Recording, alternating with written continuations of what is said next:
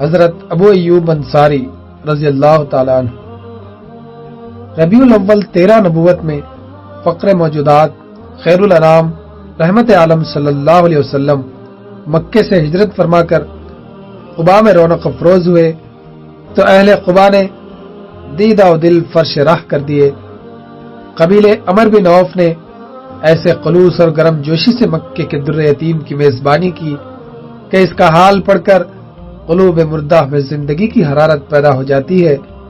سرور عالم صلی اللہ علیہ وسلم قباء میں 14 دن مقیم رہے اور پھر جمعہ کے دن آپ نے اندرون یثرب تشریف لے جانے کے لیے اپنی اونٹنی قصوہ طلب فرمائی۔ انصار مدینہ حضور کی جدائی کے خیال سے افسردہ خاطر ہو گئے اور بنی عمر بن عوف کے عمائد نے حضور کی اونٹنی کے آگے کھڑے ہو کر عرض کیا، یا رسول اللہ، ہم سے کوئی کام مزاج گرامی کے خلاف تو سرزد نہیں ہوا، یا حضور ہمارے غریب خانوں سے بہتر قیام گاہ میں تشریف لے جانا چاہتے ہیں؟ حضور نے فرمایا، میں جہاں جا رہا ہوں مجھے وہیں جانے کا حکم ہے۔ اس سے پہلے رحمت عالم صلی اللہ علیہ وسلم نے بنو نجار کو اپنے ارادے سے مطلع فرما دیا تھا، چنانچہ وہ نہایت مسرت اور ابتہاج کے عالم میں ہتھیار سجا کر حضور کی پیشوائی کے لیے یثرب سے قباء آ پہنچے۔ حضور کی سواری قباء سے روانہ ہوئی تو آگے پیچھے دائیں بائیں انصار و مہاجرین کی مسلح جماعتیں چل رہی تھیں اور انصار کے تمام قبیلے رحمت العالمین کے انتظار میں قباء سے یثرب تک ہتھیاروں سے آراستہ صف بستہ کھڑے تھے۔ دھوپ میں ان کے ہتھیاروں کی چمک نگاہوں کو خیرہ کر رہی تھی اور فضا تکبیر اور اہلاً و سہلاً و مرحبا کے نعروں سے گونج رہی تھی۔ حضور کی سواری بنو سالم کے محلے میں پہنچی تو نماز کا وقت آ گیا۔ حضور اونٹنی سے اتر پڑے اور لوگوں کو نماز جمعہ کی تیاری کی تلقین فرمائی۔ پھر آپ نے خطبہ دیا جس میں رب العزت کی حمد و ستائش بیان کی اور مسلمانوں کو اللہ اور اللہ کے رسول کی اطاعت کی ہدایت فرمائی اور ان کو بتایا کہ ایک دن ہم سب کو احکم الحاکمین کے سامنے پیش ہو کر اپنے اعمال کا حساب دینا ہوگا، اس لیے ہر مسلمان کا فرض ہے کہ آخرت کے لیے نیک عمل کرے اور تقوی و طہارت کو اپنی زندگی کا شعار بنائے۔ خطبے کے بعد آپ نے تمام صحابہ کے ساتھ نماز جمعہ پڑھائی۔ یہ آپ کی سب سے پہلی نماز جمعہ تھی اور یہ خطبہ آپ کا سب سے پہلا خطبہ نماز تھا۔ نماز جمعہ سے فارغ ہو کر ہادی اکرم صلی اللہ علیہ وسلم یثرب کی جنوبی سمت سے شہر میں داخل ہوئے۔ حضور کا یثرب میں داخلہ دنیا شوق اور تاریخ عشق میں اپنی مثال نہیں رکھتا۔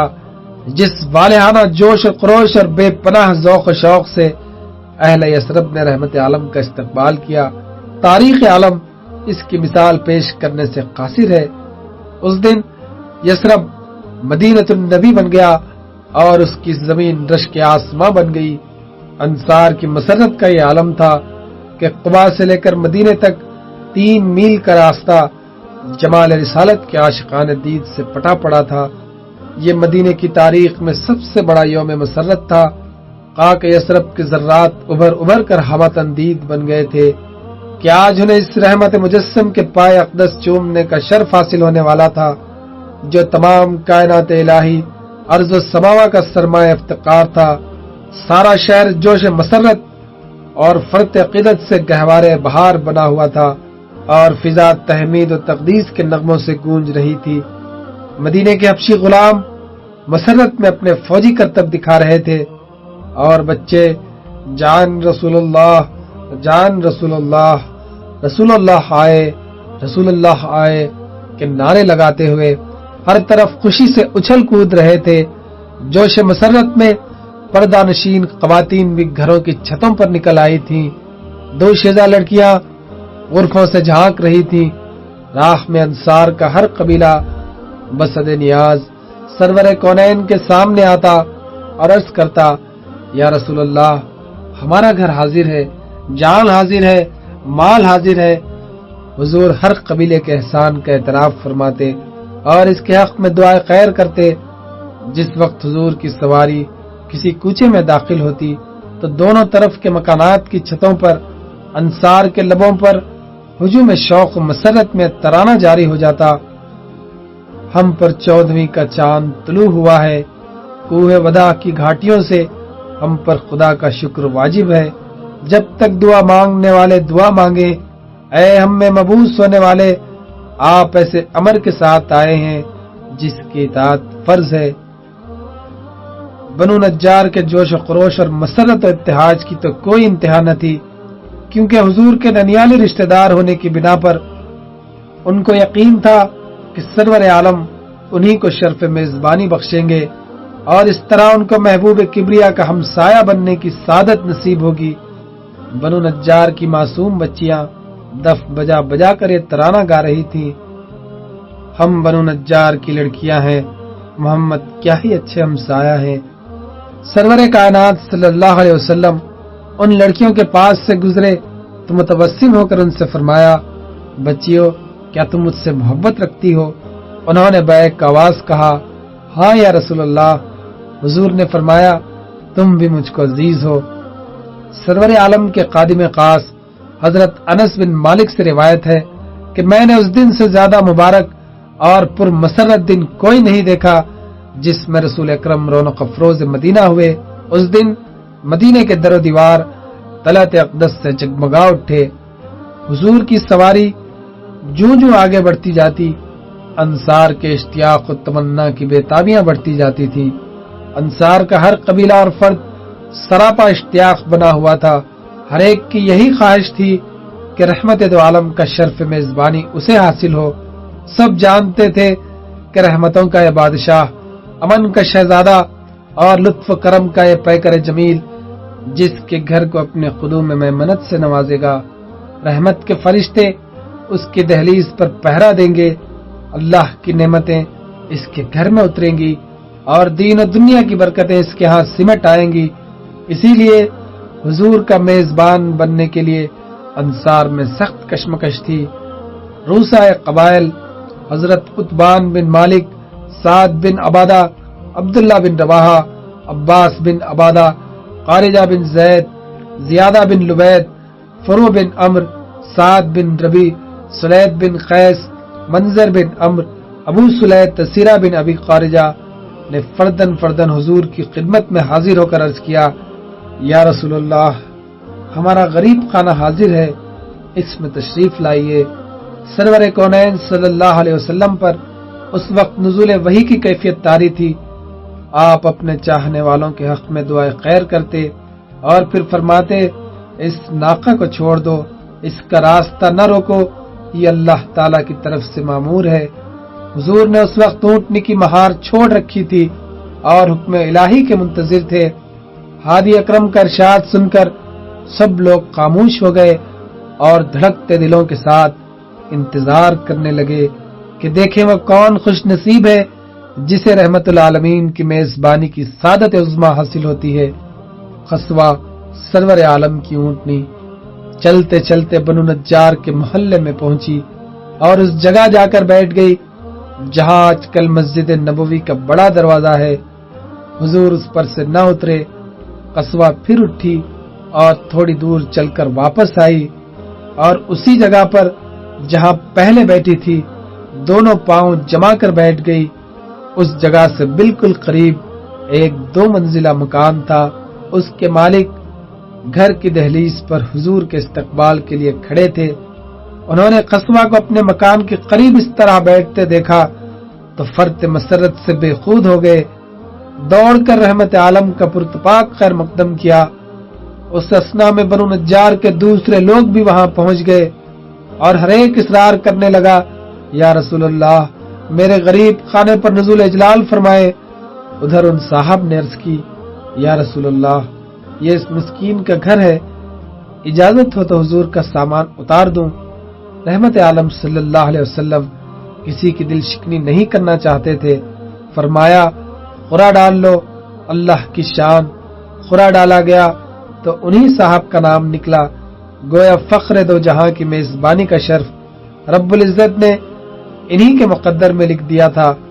انہوں نے نہایت مسرت سے سرور عالم کا سامان ناقہ سے اتارا اور ان کا گھر آفتاب رسالت کی ضیاء باریوں سے جگمگانے لگا۔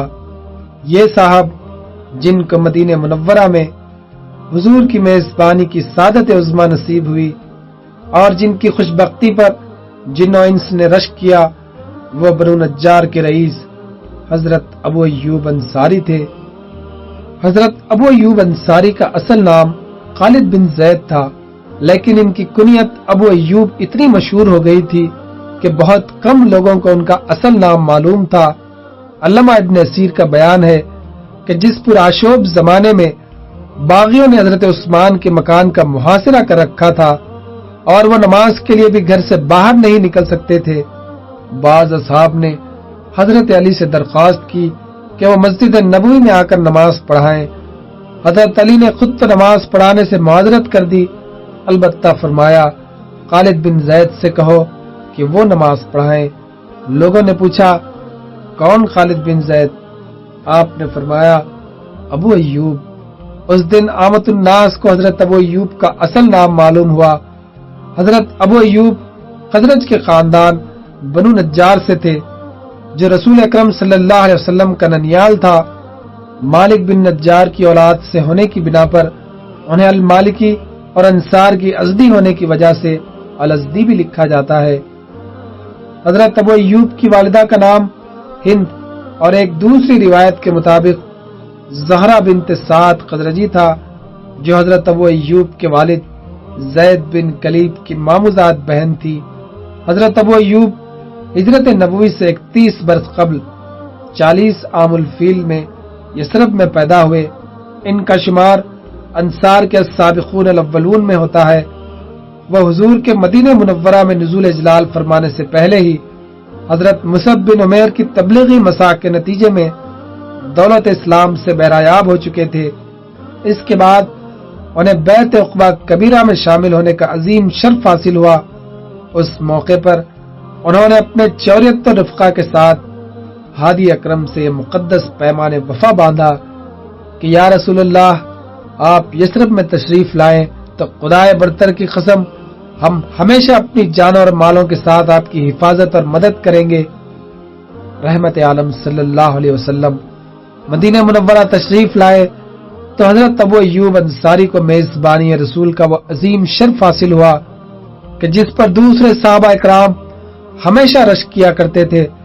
سرور عالم نے حضرت ابو ایوب کا گھر اپنے قیام کے لیے کیسے منتخب فرمایا، واقعے کی ایک صورت وہ ہے جو اوپر بیان کی گئی ہے۔ ایک دوسری روایت میں ہے کہ قصوہ کو اپنے گھر کے قریب بیٹھتے دیکھ کر حضرت ابو ایوب اونٹنی سے کجاوا اتار کر فوراً اپنے مکان کے اندر لے گئے۔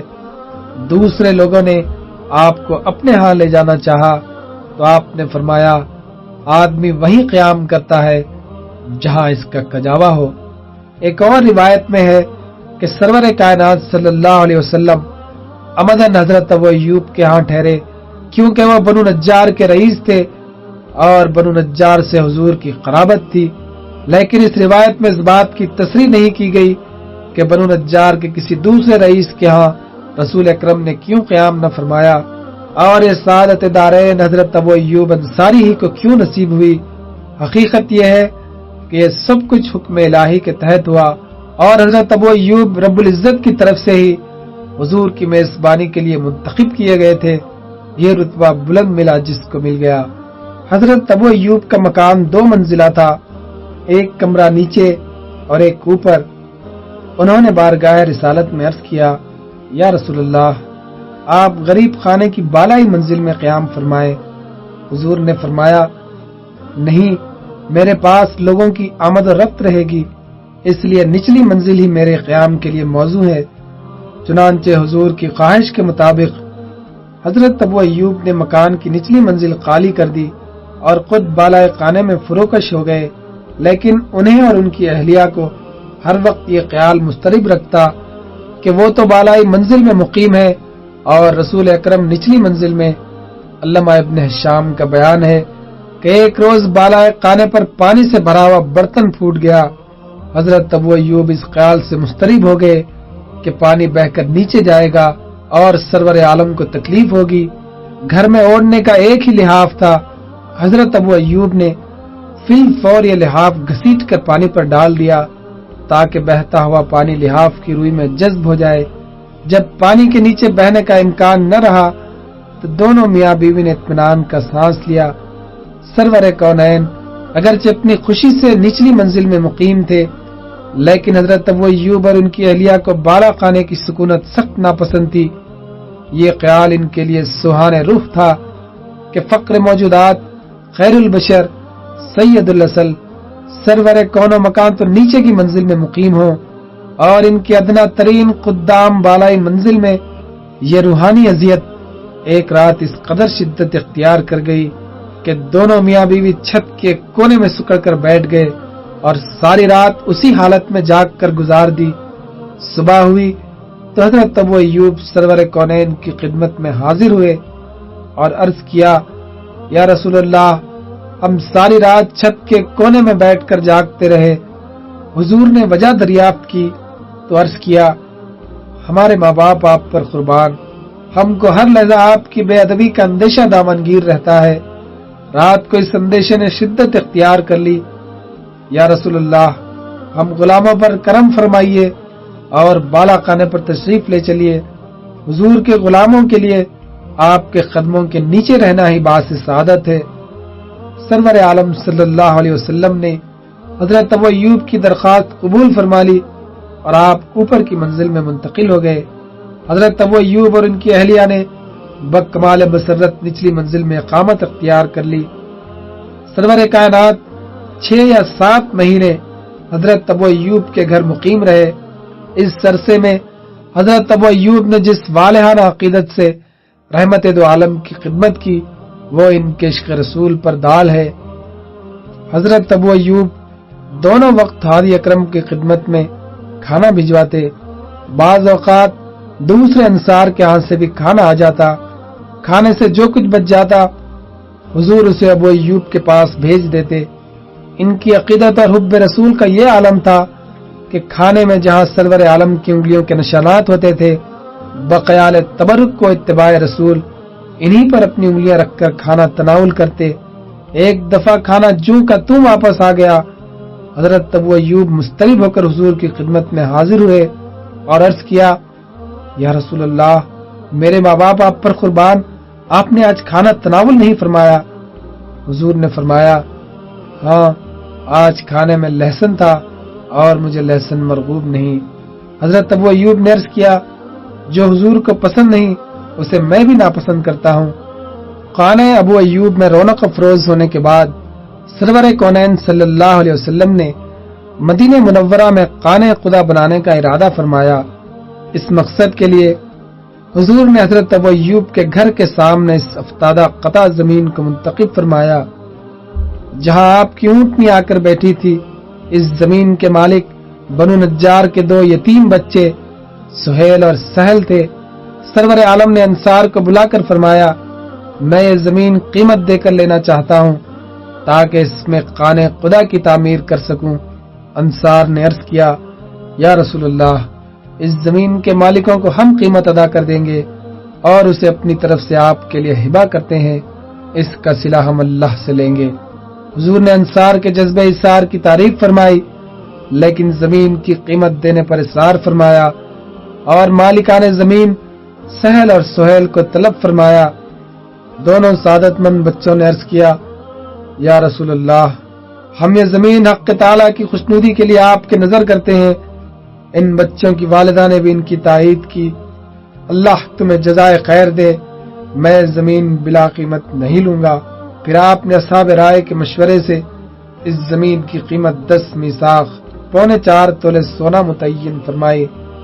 یہ قیمت حضور کی طرف سے کس نے ادا فرمائی، اس کے متعلق مختلف روایتیں ہیں۔ فتح الباری کی روایت کے مطابق اس زمین کی قیمت حضرت ابو ایوب انصاری نے ادا کی۔ ہجرت کے 6 مہینے حضور نے مہاجرین اور انصار کے مابین رشتے مواقعات قائم فرمایا تو حضرت ابو ایوب کو مدینے میں اسلام کے معلم اول حضرت مصعب بن عمیر کا بھائی بنایا۔ عقد مواقعات کے چند دن بعد مسجد اور اس کے ساتھ 2 حجروں کی تعمیر مکمل ہو گئی تو سرور عالم صلی اللہ علیہ وسلم حضرت ابو ایوب کے گھر سے ان حجروں میں منتقل ہو گئے۔ ہجرت کے مان بعد مدینے کے منافقوں اور یہودیوں نے فرزندان توحید کے خلاف ریشہ دوانیاں شروع کر دی۔ حضور کو ان کی سازشوں کا علم ہوا تو آپ نے صحابہ کرام کو ہدایت فرمائی کہ رات کو ہتھیار باندھ کر سویا کریں اور کچھ آدمی جاگ کر پہرا دیا کریں تاکہ قریش مکہ اور دوسرے دشمنوں کی ناگہانی حملے کا تدارک کیا جا سکے۔ ایک موقع پر حضرت ابو ایوب نے رات بھر کاشان نبوی پر پہرا دیا۔ صبح ہوئی تو سرور عالم نے ان کے حق میں دعا فرمائی، اے ابو ایوب، خدا تمہیں اپنے حفظ و امان میں رکھے کہ تم نے اس کے نبی کی نگہبانی کی۔ یہ حضور کی دعا ہی کا اثر تھا کہ حضرت ابو ایوب زندگی بھر مصائب و آلام سے محفوظ رہے اور وفات کے بعد بھی صدیوں تک نصارہ ان کی قبر کی حفاظت اور نگرانی کرتے رہے، حتیٰ کہ ان کا مدفن یعنی قسطنطنیہ ہی مسلمانوں کے زیر نگی آ گیا۔ آج بھی ترکی حکومت ان کی قبر کی نگران ہے اور وہاں عقیدت مندوں کا ہجوم رہتا ہے۔ 2 ہجری میں غزوات کا سلسلہ شروع ہوا تو بدر سے بیت رضوان تک اور بیت رضوان سے حنین تک کوئی معرکہ اور موقع ایسا نہ تھا جس میں حضرت ابو ایوب رحمت عالم کے ہم رکاب نہ رہے ہوں۔ اگر ایک طرف وہ 313 اصحاب بدر کے مقدس گروہ میں شامل ہیں تو دوسری طرف ان 1400 جانثاران رسول میں نظر آتے ہیں جنہیں اللہ تعالیٰ نے اصحاب شجر کہہ کر پکارا اور کھلے لفظوں میں جنت کی بشارت دی۔ فتح مکہ کے وقت وہ ان 10,000 قدسیوں میں سے ایک تھے جن کے بارے میں سینکڑوں سال پہلے کتاب استثناء میں یوں پیشن گوئی کی گئی تھی، خداوند سینا سے آیا اور شعیر سے ان پر طلوع ہوا، کوہ فاران سے وہ جلوہ گر ہوا، 10,000 قدسیوں کے ساتھ آیا اور اس کے ہاتھ میں ایک آتشی شریعت تھی۔ 11 ہجری میں سرور کونین صلی اللہ علیہ وسلم کے وصال کے بعد خلافت کا مسئلہ پیدا ہوا تو حضرت ابو ایوب انصاری ان چند اصحاب میں سے تھے جو حضرت علی کو مستحق خلافت سمجھتے تھے۔ چنانچہ انہوں نے حضرت ابو بکر صدیق کی بیعت میں کچھ عرصہ توقف کیا۔ جب حضرت علی نے صدیق اکبر کی بیعت کر لی تو انہوں نے بھی اپنے ہم خیال ساتھیوں سمیت ان کی اتباع کی اور پھر کسی کے دل میں ان کے خلاف ملال کا شائبہ تک نہ رہا۔ صدیق اکبر کے مختصر عہد خلافت میں مسلمانوں نے حدود عرب سے باہر نکل کر جہاد کا آغاز کر دیا تھا، لیکن اس دور کے معرکوں میں حضرت ابو ایوب انصاری کا نام نہیں ملتا۔ حضرت عمر فاروق کے عہد خلافت میں مجاہدین اسلام کے گھوڑوں کی ٹاپوں نے ایشیا اور افریقہ کے لاکھوں مربع میل علاقے کو رون ڈالا اور اس پر پرچم اسلام بلند کر دیا۔ علامہ واغدی اور بعض دوسرے مورخین نے عہد فاروقی کے بعض معرکوں میں حضرت ابو ایوب انصاری کا نام صراحت کے ساتھ لیا ہے اور لکھا ہے کہ بیسان کی لڑائیوں میں انہوں نے نمایاں حصہ لیا۔ فتح مصر کے بعد حضرت عمر بن العاص نے ایک لشکر مغرب شمالی افریقہ کی تسخیر کے لیے روانہ کیا جو یلغار کرتا ہوا برقہ تک جا پہنچا اور اس پر علم اسلام لہرا کر واپس آیا۔ اس لشکر میں حضرت ابو ایوب انصاری بھی شامل تھے۔